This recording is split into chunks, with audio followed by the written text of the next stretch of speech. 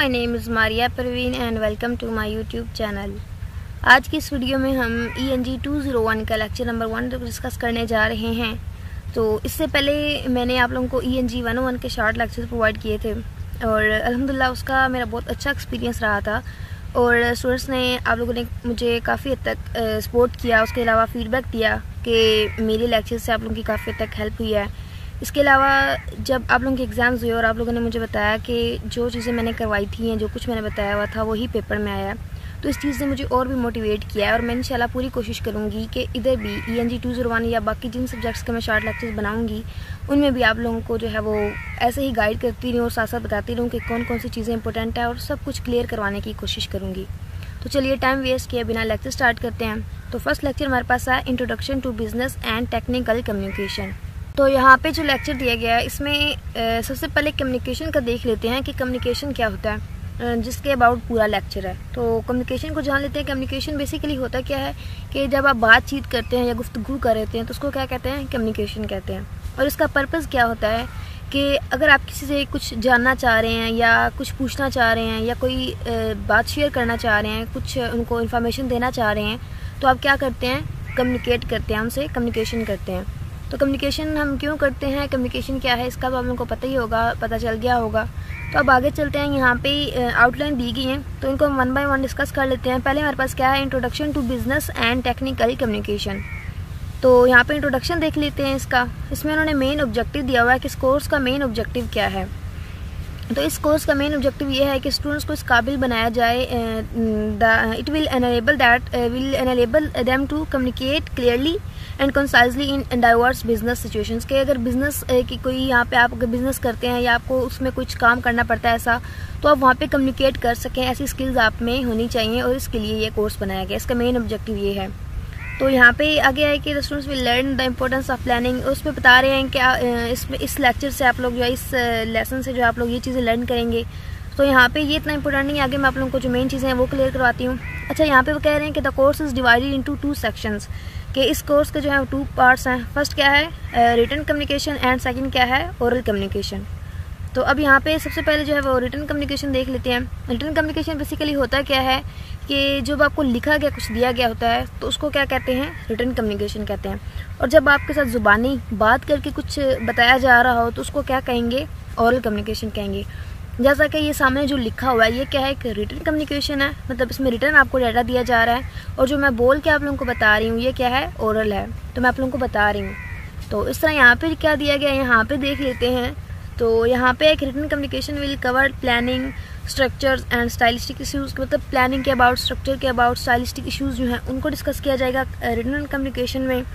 और इसमें स्टूडेंट्स जो है वो क्या लर्न करेंगे, मेमोज, लेटर्स, उसके बाद प्रपोजल कैसे लिखते हैं, शॉर्ट एंड लॉन्ग रिपोर्ट्स कैसे लिखते हैं, उसके बाद प्रोसीजर एंड पॉलिसी डॉक्यूमेंट्स। तो ये सारी चीज़ें किस में लर्न करेंगे, रिटन कम्युनिकेशन में। रिटन का मतलब जैसे अब लिखने की सारी चीज़ें, तो आपने लेटर कैसे लिखना है, आपने प्रपोजल लिखना हो तो कैसे लिखना है, आपने कोई रिपोर्ट लिखनी हो तो कैसे लिखनी है, वो चीज़ें इसमें होंगी। उसके बाद हमारे पास है ओरल कम्युनिकेशन। तो ओरल कम्युनिकेशन में क्या होता है कि it will cover the planning and execution of effective presentations, group behaviour, planning and conducting effective meetings. तो अब यहाँ पे इन दोनों में आप लोगों को डिफरेंस पता होना चाहिए। वैसे अगर आप नाम पे फोकस करें रिटन, ओरल, तो आप लोगों को समझ आ जाएगी कि इसमें डिफरेंस क्या है। तो अब यहाँ पे वो कह रहे हैं कि इसमें ग्रुप बिहेवियर देखा जाता है, प्लानिंग की कैसे आपने मीटिंग्स करनी है, कैसे आप लोगों ने लोगों के साथ आपने डिस्कस करना है। तो मतलब आपने ज़ुबानी जब बात करनी है, लोगों को हैंडल कैसे करना है, कैसे उनको इफ़ेक्टिव अपना बनाना है, अपने उस अपनी जो आपने वहाँ पे मीटिंग करनी है या कुछ भी आपने वहाँ पे अगर प्रेजेंट करना है तो उसमें क्या होगा कि रिटर्न अगर आपने कुछ पेश करना है तो आप कैसे करेंगे, ये लर्न करेंगे।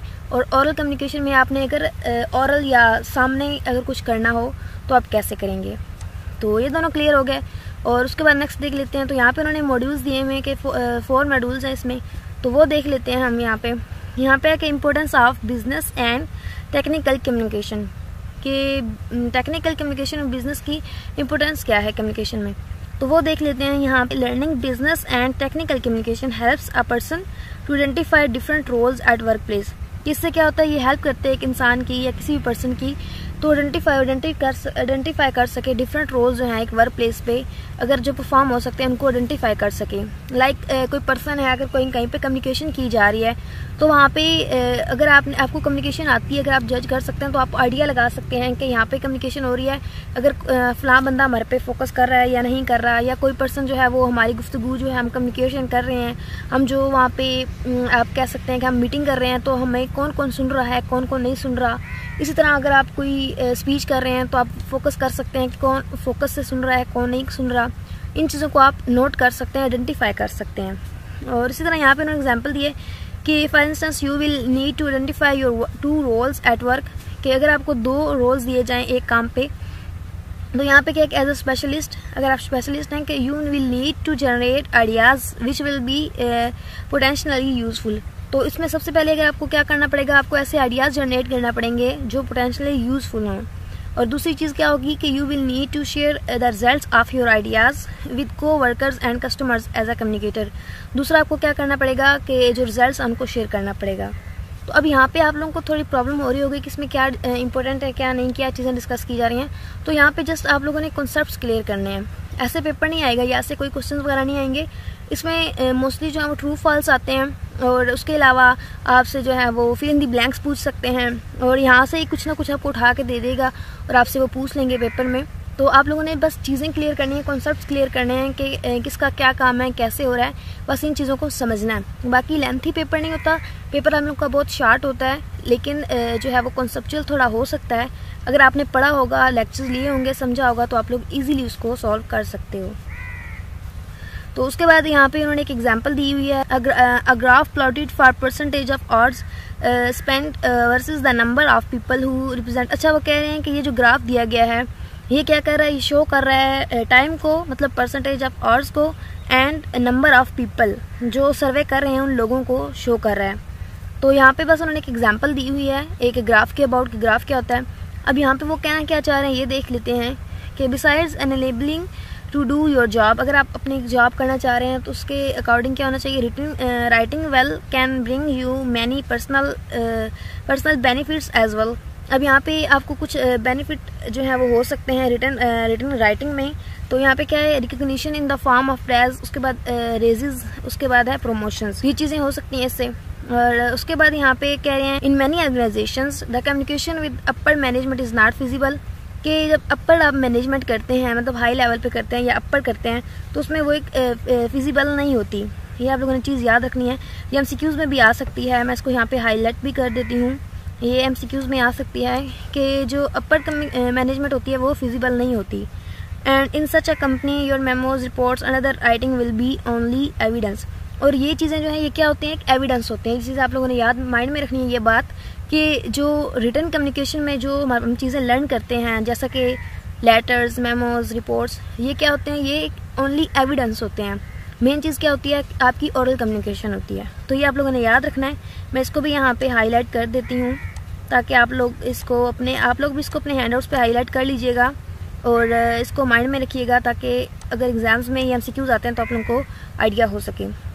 उसके बाद यहाँ पे वो कह रहे हैं written is an important responsibility of managers who have to communicate a wide variety of messages to those working above and below them. और कह रहे हैं कि ये मैनेजर्स की रिस्पॉन्सिबिलिटी होती है, राइटिंग जो है ये एक इम्पोर्टेंट रिस्पॉन्सिबिलिटी होती है। तो यहाँ पे वो क्या कह रहे हैं कि जो मैनेजर्स होते हैं उनकी एक ख़ास रिस्पॉन्सिबिलिटी होती है कि वो डिफरेंट वैरायटी ऑफ मैसेजेस जो हैं वो कन्वे करें, कम्युनिकेट करें अपने से ऊपर और नीचे जो लोग उनके साथ, जो वर्किंग वहाँ पे या वर्कर्स होते हैं उनके साथ। उसके बाद यहाँ पे जो मेन चीज़ है मैं आप लोगों को वो बता देती हूँ, बाकी थोड़ा बहुत रीड करने वाला वो आप लोग खुद कर लीजिएगा। तो यहाँ पे है कि writing at work differs from writing at school, कि अगर आपने स्कूल में राइटिंग करनी है वो जो है वो डिफरेंट है बाकी अगर आपने कहीं और पे किसी और जगह पे राइटिंग करनी है। लाइक अगर आपने किसी ऑफिस में कुछ लिखना है, किसी मीटिंग में अगर आप कुछ लिख के या प्रेजेंट कर रहे हैं तो वो डिफरेंट होगा अगर आप स्कूल में कुछ लिखते हैं। अब स्कूल में तो बच्चे लर्न कर रहे होते हैं, वो तो स्टडी से रिलेटेड होता है, तो वो डिफरेंट होता है बाकी वर्क से जहाँ पे आप राइटिंग करते हैं। तो उसके बाद यहाँ पे उन्होंने बताया कि पर्पज़ क्या होता है राइटिंग का। As a student you communicate for educational purpose, अगर आप एक स्टूडेंट हो तो आप किसके लिए कम्युनिकेट करते हैं, एजुकेशनल पर्पज़ के लिए। लाइक आपको रिटन टाइम पेपर्स चाहिए या आपने कोई एग्ज़ाम्स देना है, तो इस तरह की चीज़ों के लिए आपने कम्युनिकेशन करनी है। आप कम्युनिकेशन करते हैं तो अपने एजुकेशनल पर्पज़ के लिए। उसके बाद यहाँ पे उन्होंने बताया कि extra information would only cloak your readers path to what they need resulting in. अगर आप रीडर्स हैं तो उनको क्या क्या चीज़ें ज़रूरत पड़ सकती हैं, क्या क्या चीज़ें चाहिए होती हैं, तो क्या होती हैं करनी होती हैं डिक्रीज़ एफिशिएंसी, कि जो एफिशिएंसी है उसको डिक्रीज़ किया जाए। एंड अदर थिंग क्या है कि इंक्रीज फ्रस्ट्रेशन। पहला क्या है decrease efficiency and second one पहले डिक्रीज एंड सेकंड इंक्रीज। तो ये भी आप लोग माइंड में रखिएगा। उसके बाद ऑडियंस की बात कर लेते हैं। ऑडियंस क्या होता है? वैसे ऑडियंस क्या होती है? जो हमें देख रही होती है, हमें सुन रही होती है, उसको हम क्या कहते हैं? ऑडियंस होते हैं। जो लोग हमें जज कर रहे होते हैं या जिन्होंने हमें डिसाइड करना होता है हमारे काम को, जिनको हम प्रेजेंटेशन दे रहे होते हैं, हम कोई स्पीच वगैरह कुछ भी प्रेजेंट कर रहे होते हैं, वो क्या होती है? हमारी ऑडियंस होती है। तो इसी तरह यहाँ पे उन्होंने एग्जांपल्स वगैरह थोड़ी बहुत दी हुई हैं, आप लोग देख लीजिएगा। यहाँ पे वो कह रहे हैं कि the use they will make of your information, कि जो आप इन्फॉर्मेशन दे रहे हैं उसको वो यूज़ करेंगे। The kind of professional and personal concerns they will bring to your presentation, कि अगर आप लोग मतलब वो आप लोगों को सुन रहे हैं तो उससे आप लोगों को प्रोफेशनल एक आएगा, कंसर्न्स आएगा, आप लोग प्रोफेशनल हो जाएंगे। उनको मतलब आपको पता होगा कि आपको ऑडियंस देख रही है, इससे आप लोग ये चीज़ लर्न करेंगे। तो उसके बाद यहाँ पे उन्होंने आपको एक एग्जांपल ये दिया हुआ फिगर दी हुई है, ये आप लोग देखना चाहें तो देख सकते हैं, बट इतना इंपॉर्टेंट नहीं है ये, क्योंकि पेपर में ये नहीं आती। उसके बाद यहाँ पे टाइप्स ऑफ कम्युनिकेशन देख लेते हैं कि कम्युनिकेशन की टाइप्स कौन सी होती हैं। तो यहाँ पे क्या है, हमें टाइप्स दी गई हैं कि दे राइट सच थिंग। अच्छा, कंप्लीट देख लेते हैं कि people at work write different communication than those of written at school, कि अगर आप स्कूल पे कम्युनिकेशन करते हैं तो इसके अलावा जो कम्युनिकेशन वर्क प्लेस होती हैं वहाँ पे डिफरेंट वेज से जो है वो कम्युनिकेशन की जाती है। अब वो कौन सी हैं? पहले क्या है हमारे पास मेमोज, उसके बाद बिजनेस लेटर्स, इंस्ट्रक्शंस हो गई, प्रोजेक्ट प्रपोजल हो गया, प्रोग्रेस रिपोर्ट हो गया। ये मेन चीज़ें हैं और मोस्टली आपका जो आगे कोर्स है जिसमें हम चीज़ें डिस्कस करेंगे वो इन्हीं से रिलेटेड होंगी। और ये बहुत ज़्यादा इंपॉर्टेंट टॉपिक्स हैं। यहाँ पे जस्ट उन्होंने आपको नाम बताए हैं, लेकिन आगे हम फर्दर जो है वो इन पर डिस्कस भी करेंगे। तो यहाँ पे वो कह रहे हैं कि each on the job communication has its own convention. अब इस तरह के जो हमें देखने में एक लग रहा है कि एक सेंटेंस है, लेकिन इस तरह की चीज़ें जो है वो MCQs में आती होती हैं। तो आपने इसलिए जो हैंड आउट्स हैं उनको समझना भी है और केयरफुली रीड करना है, लाजमी तौर पर रीड कीजिएगा, आपके MCQs बहुत अच्छे से अटैम्प्ट हो जाएंगे। तो उसके बाद यहाँ पे वो कह रहे हैं कि to write successfully at work, अगर आपने अपने काम को सक्सेसफुली लिखना है तो you will need to learn how to construct these kinds of communication, कि इन चीज़ों को आपने कंस्ट्रक्ट कैसे करना, जो ऊपर हमने यहाँ पे डिस्कस किए, इनके नाम पढ़े हैं। तो उसके बाद यहाँ पे आगे उन्होंने कहा है कि ownership of a writers work. अब ये भी एक इम्पोर्टेंट टॉपिक है, मैं यहाँ पे इसको भी हाईलाइट कर देती हूँ ताकि आप लोगों को पता चल जाए कि ये भी इम्पोर्टेंट है और आप लोग इसको लाजमी तौर पर प्रिपेयर कर लो। जो ज़्यादा इंपॉर्टेंट चीज़ें मैं उनको जैसे मैंने ENG 1-1 में हाईलाइट कर दिया था, बताती गई थी मैं आप लोगों को, इस तरह यहाँ पे मैं हाईलाइट भी साथ साथ करती जाऊँगी। तो यहाँ पे कि ownership of writer work is very important, ये बहुत ज़्यादा इंपॉर्टेंट होती है। While at school your communication only, मतलब आप जो स्कूल में कम्युनिकेशन करते हैं वो सिर्फ आप तक बिलोंग करती है, लेकिन जब आप किसी जब किसी और जगह पे कम्युनिकेशन करते हैं तो आप अपने एम्प्लॉयर से या किसी जगह और पे आप जैसे मैंने आपको पहले भी बताया है कि अगर आप कम्युनिकेशन करते हैं किसी मीटिंग में या कहीं पे भी, तो वो सब लोग उस पर फोकस करते हैं और सिर्फ आप नहीं सुन रहे होते बल्कि डिपार्टमेंट और योर एम्प्लॉयर, मतलब पूरा डिपार्टमेंट सुन रहा होता है या एम्प्लॉयर सुन रहे होते हैं। या इसके अलावा अगर आप कोई प्रेजेंटेशन दे रहे हैं, सपोज कर लें कि अगर आप कोई प्रेजेंटेशन दे रहे हैं तो वहाँ पे जितनी भी ऑडियंस होगी वो सब आपको सुन रहे होंगे। तो ऑनरशिप जो है वो मेन चीज़ है, ये आप लोगों ने याद रखना है। और उसके बाद नेक्स्ट यहाँ पे एग्जांपल्स दी गई हैं, ये इतनी इंपॉर्टेंट नहीं है, अगर आप करना चाहें तो अच्छी बात आप लोग कर लीजिएगा। और उसके बाद है कि अगर आप अपनी जॉब में सक्सेसफुल होना चाहते हैं, ये बेसिक चीज़ें हैं। स्टार्ट में थोड़ा आपको प्रॉब्लम होगी कि ये किस तरह का सब्जेक्ट है, लेकिन ये इतना टफ नहीं है, काफ़ी इजी सब्जेक्ट है। नॉर्मल जो आप कम्युनिकेशन कर रहे थे इन्हीं चीज़ों पे ये जो आपका कोर्स है ये कंसिस्ट कर रहा है। तो यहाँ पे वो कह रहे हैं कि it is absolutely essential to think considering about readers के अबाउट जो है वो कौन सी चीज़ें सोची जानी चाहिए, वो मैं आप लोगों को यहाँ पे बता देती हूँ। क्या है कि think about what they want from you and why, कि जब आप कुछ भी लिख रहे हैं या कुछ कर रहे हैं, अगर आप चाहते हैं कि आप सक्सेसफुल रहें अपने काम में, तो आप किस चीज़ पे फोकस करें, कि देखें कि वो क्या चाहते हैं आपसे और क्यों चाहते हैं। उसके बाद देखें कि कौन से वेज़ हैं जो उन पे इफ़ेक्ट कर सकते हैं। और उसके बाद थर्ड पॉइंट है कि देखें कि किस उनका रिएक्शन क्या होगा, उसके बाद वो क्या कहते हैं। तो इन चीज़ों पे आप लोगों ने जो है मतलब यहाँ पे ये पॉइंट्स दिए जाते हैं जिन पे फोकस किया जाता है। उसके बाद यहाँ पे उन्होंने बताया हुआ है कि अगर आप कुछ जो है कर रहे हैं, उनको वहाँ पे प्रेजेंट कर रहे हैं, तो आप लोगों ने अपने काम में फेल नहीं होना, कंफ्यूज नहीं होना और किन चीज़ों पे फोकस करना है। आपने देखना है कि रीडर्स क्रिएट मीनिंग, कि रीडर जो है वो एक कोई ना कोई उस चीज़ का मतलब लेते हैं, कुछ ना कुछ अगर आप प्रेजेंट कर रहे हैं तो उसका अखज़ करते हैं, रिजल्ट अखज़ करते हैं, मतलब अखज़ करते हैं। उसके बाद readers responses are sharpened by situation, के जो रीडर्स के रिस्पॉन्सेज हैं वो सिचुएशन के अकॉर्डिंग शार्पन किए जाते हैं। और उसके बाद readers react on a moment bye moment basis, के हर एक अगर आप कोई भी एक बात करें तो उस पर भी उनका रिएक्शन होगा, मूवमेंट होगी, कोई ना कोई वो रिस्पॉन्स देंगे। आप जो जो बात करें, जैसे जैसे बता रहे हैं उनको, जैसे जैसे प्रेजेंटेशन दे रहे हैं या कुछ आप वहाँ पे बता रहे हैं, तो उसका हर मोमेंट के साथ उनका कोई ना कोई रिएक्शन होगा, कोई ना कोई रिएक्ट करेंगे।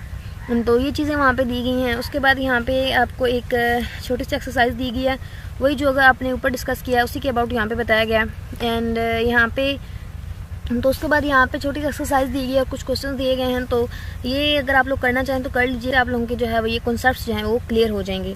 आई होप कि ये लेक्चर जो है ये आप लोगों को क्लियर हो गया होगा। मैंने पूरी कोशिश किया कि एक एक चीज़ आप लोगों को क्लियर करवाऊँ और इजी वर्डिंग में मैंने आप लोगों को बताया ताकि आप लोगों को मुश्किल ना हो और आप लोग इजीली उसको अंडरस्टैंड कर सकें। तो यहाँ तक आज का लेक्चर था। और कितने ENG 201 के स्टूडेंट्स हैं वो सब अपने सब्जेक्ट कोर्स का नाम जो है वो लिख के कमेंट कर दीजिएगा। मजीद वीडियो के बाद भी फीडबैक दीजिएगा। चैनल पर न्यू है तो चैनल को सब्सक्राइब कीजिएगा। Thank you so much for watching my video. अल्लाह हाफिज़।